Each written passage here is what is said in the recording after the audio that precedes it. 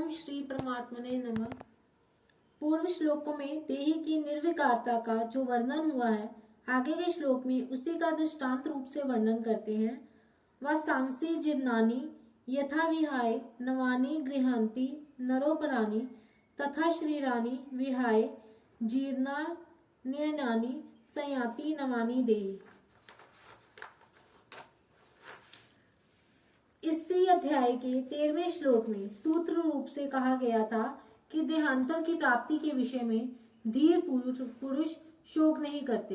अब उसी बात को उदाहरण देकर स्पष्ट रूप से कह रहे हैं कि जैसे पुराने कपड़ों के परिवर्तन पर मनुष्य को शोक नहीं होता, ऐसे ही शरीरों के परिवर्तन पर भी शोक नहीं होना चाहिए। कपड़े मनुष्य ही बदलते हैं, पशु पक्षी नहीं। अतः यहाँ कपड़े बदलने के उदाहरण में नरा पद दिया है। यह नरा पद मनुष्य योनि का वाचक है और इसमें स्त्री पुरुष बालक बालिकाएं जवान बूढ़े आदि सभी आ जाते हैं। जैसे मनुष्य पुराने कपड़ों को छोड़कर दूसरे नए कपड़ों को धारण करता है, ऐसे ही ये देही पुराने शरीरों को छोड़कर दूसरे नए शरीरों को धारण करता है। पुराना शरीर छोड़ने को मरना कह देते हैं और नया शरीर धारण करने को जन्मना कह देते हैं। जब तक प्रकृति के साथ संबंध रहता है, तब तक ये देही पुराने शरीरों को छोड़कर कर्मों के अनुसार या अंतकालीन चिंतन के अनुसार नए नए शरीरों को प्राप्त होता रहता है। यहाँ शरीरानी पद में बहुवचन देने का तात्पर्य है कि जब तक शरीरी को अपने वास्तविक स्वरूप का यथार्थ बोध नहीं होता, तब तक ये शरीरी अनंत काल तक शरीर धारण करता ही रहता है। आज तक इसने कितने शरीर धारण किए हैं, इसकी गिनती भी संभव नहीं है। इस बात को लक्ष्य में रखकर शरीरानी पद में बहुवचन का प्रयोग किया गया है तथा संपूर्ण जीवों का लक्ष्य कराने के लिए यहाँ देही पद आया है। यहाँ श्लोक के पूर्वार्ध में तो जीर्ण कपड़ों की बात कही है और उत्तरार्ध में जीर्ण शरीरों की। जीर्ण कपड़ों का दृष्टांत शरीरों में कैसे लागू होगा? कारण कि शरीर तो बच्चों और जवानों के भी मर जाते हैं, केवल बूढ़ों के जीर्ण शरीर मर जाते हों, ये बात है ही नहीं। इसका उत्तर ये है कि शरीर तो आयु समाप्त होने पर ही मरता है और आयु समाप्त होना ही शरीर का जीर्ण होना है। शरीर चाहे बच्चों का हो, चाहे जवानों का हो, चाहे वृद्धों का हो, आयु समाप्त होने पर वे सभी जीर्ण ही कहलाएंगे। इस श्लोक में भगवान ने यथा और तथा पद देकर कहा है कि जैसे मनुष्य पुराने कपड़ों को छोड़कर नए कपड़े धारण कर लेता है, वैसे ही ये देही पुराने शरीरों को छोड़कर नए शरीरों में चला जाता है। यहाँ एक शंका होती है, जैसे कुमार, युवा और वृद्ध अवस्थाएं अपने आप होती हैं, वैसे ही देहांतर की प्राप्ति अपने आप होती है। यहाँ तो यथा और तथा घट जाते हैं, परंतु पुराने कपड़ों को छोड़ने में और नए कपड़े धारण करने में तो मनुष्य की स्वतंत्रता है, पर पुराने शरीरों को छोड़ने में और नए शरीर धारण करने में देही की स्वतंत्रता नहीं है। इसलिए यहाँ यथा और तथा कैसे घटेंगे? इसका समाधान है कि यहाँ भगवान का तात्पर्य स्वतंत्रता परतंत्रता की बात कहने में नहीं है, प्रत्युत शरीर के वियोग से होने वाले शोक को मिटाने में है। जैसे पुराने कपड़ों को छोड़कर नए कपड़े धारण करने पर भी धारण करने वाला मनुष्य वही रहता है, वैसे ही पुराने शरीरों को छोड़कर नए शरीरों में चले जाने पर भी देही ज्यों का त्यों निर्लिप्त रूप से रहता है। अतः शोक करने की कोई बात ही नहीं। इस दृष्टि से ये दृष्टांत ठीक ही है। दूसरी शंका ये होती है कि पुराने कपड़े छोड़ने में और नए कपड़े धारण करने में तो सुख होता है, पर पुराने शरीर छोड़ने में और नए शरीर धारण करने में दुख होता है। अतः यहाँ यथा और तथा कैसे घटेंगे? इसका समाधान ये है कि शरीरों के मरने का जो दुख होता है, वह मरने से नहीं होता, प्रत्युत जीने की इच्छा से होता है। मैं जीता रहूं, ऐसे जीने की इच्छा भीतर में रहती है और मरना पड़ता है, तब दुख होता है। तात्पर्य ये हुआ कि जब मनुष्य शरीर के साथ एकात्मता कर लेता है, तब वह शरीर के मरने से अपना मरना मान लेता है और दुखी होता है। परंतु जो शरीर के साथ अपनी एकात्मता नहीं मानता, उसको मरने में दुख नहीं होता, प्रत्युत आनंद होता है। जैसे मनुष्य कपड़ों के साथ अपनी एकात्मता नहीं मानता, तो कपड़ों को बदलने में उसको दुख नहीं होता, कारण कि वहाँ उसका ये विवेक स्पष्टता जागृत रहता है कि कपड़े अलग हैं और मैं अलग हूँ। परंतु वही कपड़ों का बदलना अगर छोटे बच्चे का किया जाए तो वह पुराने कपड़े उतारने में और नए कपड़े धारण करने में भी रोता है। उसका ये दुख केवल मूर्खता से, नासमझी से होता है। इस मूर्खता को मिटाने के लिए ही भगवान ने यहाँ यथा और तथा पद देकर कपड़ों का दृष्टांत दिया है।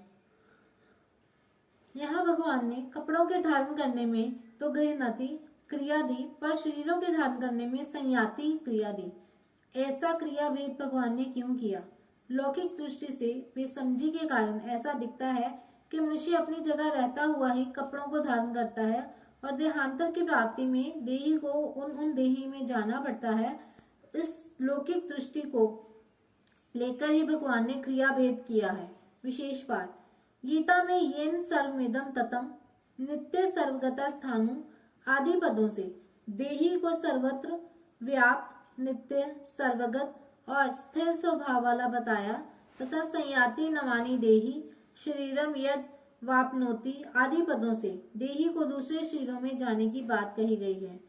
अतः जो सर्वगत है, सर्वत्र व्याप्त है, उसका आना जाना कैसे? क्योंकि जो जिस देश में ना हो उस देश में चला जाए तो उसको जाना कहते हैं, और जो दूसरे देश में है वह इस देश में आ जाए तो उसका आना कहते हैं। परंतु देही के विषय में तो ये दोनों ही बातें नहीं घटती। इसका समाधान ये है कि जैसे किसी की बाल्यावस्था से युवावस्था हो जाती है तो वह कहता है कि मैं जवान हो गया हूँ, पर वास्तव में वह स्वयं जवान नहीं हुआ, प्रत्युत उसका शरीर जवान हुआ है। इसलिए बाल्यावस्था में जो वह था, युवावस्था में भी वह वही है, परंतु शरीर से तादात्म्य मानने के कारण वह शरीर के परिवर्तन को अपने में आरोपित कर लेता है। ऐसे ही आना जाना वास्तव में शरीर का धर्म है, पर शरीर के साथ तादात्म्य होने से वह अपने में आना जाना मान लेता है। अतः वास्तव में देही का कहीं भी आना जाना नहीं होता, केवल शरीरों के तादात्म्य के कारण उसका आना जाना प्रतीत होता है। अब ये प्रश्न होता है कि अनादिकाल से जो जन्म मरण चला आ रहा है उसमें कारण क्या है? कर्मों की दृष्टि से तो शुभाशुभ कर्मों का फल भोगने के लिए जन्म मरण होता है। ज्ञान की दृष्टि से अज्ञान के कारण जन्म मरण होता है, और भक्ति की दृष्टि से भगवान की विमुक्ता के कारण जन्म मरण होता है। इन तीनों में भी मुख्य कारण है कि भगवान ने जीव को जो स्वतंत्रता दी है उसका दुरुपयोग करने से ही जन्म मरण हो रहा है। अब वह जन्म मरण कैसे मिटे? मिली हुई स्वतंत्रता का सदुपयोग करने से जन्म मरण मिट जाएगा। तात्पर्य है कि अपने स्वार्थ के लिए कर्म करने से जन्म मरण हुआ है, अतः अपने स्वार्थ का त्याग करके दूसरों के हित के लिए कर्म करने से जन्म मरण मिट जाएगा। अपनी जानकारी का अनादर करने से जन्म मरण हुआ है, अतः अपनी जानकारी का आदर करने से जन्म मरण मिट जाएगा। भगवान से विमुख होने से जन्म मरण हुआ है, अतः भगवान के सम्मुख होने से जन्म मरण मिट जाएगा। परिशिष्ट भाव, मनुष्य नई नई वस्तु चाहता है तो भगवान भी उसको नई नई वस्तु देते रहते हैं। शरीर बूढ़ा हो जाता है तो भगवान उसको नया शरीर दे देते हैं। अतः नई नई इच्छा करना ही जन्म मरण का हेतु है। नई नई इच्छा करने वाले को अनंत काल तक नई नई वस्तु मिलती ही रहेगी। मनुष्य में एक इच्छा शक्ति है, एक प्राण शक्ति है। इच्छा शक्ति के रहते हुए प्राण शक्ति नष्ट हो जाती है, तब नया जन्म होता है। अगर इच्छा शक्ति ना रहे तो प्राण शक्ति नष्ट होने पर भी पुनः जन्म नहीं होता। कोई भी दृष्टांत केवल एक अंश में घटता है, सर्वथा नहीं घटता। यहाँ पुराने कपड़े छोड़कर नए कपड़े बदलने का दृष्टांत केवल इस अंश में है कि जैसे आदमी अनेक कपड़े बदलने पर भी एक ही रहता है, ऐसे ही स्वयं अनेक योनियों में अनेक शरीर धारण करने पर भी एक रहता है। जैसे पुराने कपड़ों को छोड़ने से हम मर नहीं जाते और नए कपड़े धारण करने से हम पैदा नहीं हो जाते, ऐसे ही पुराने शरीरों को छोड़ने से हम मर नहीं जाते और नया शरीर धारण करने से हम पैदा नहीं हो पाते। तात्पर्य है कि शरीर मरता है, हम नहीं मरते। अगर हम मर जाएं तो फिर पुण्य पाप का फल कौन भोगेगा? अन्य योनि में कौन जाएगा? बंधन किसका होगा? मुक्त कौन होगा?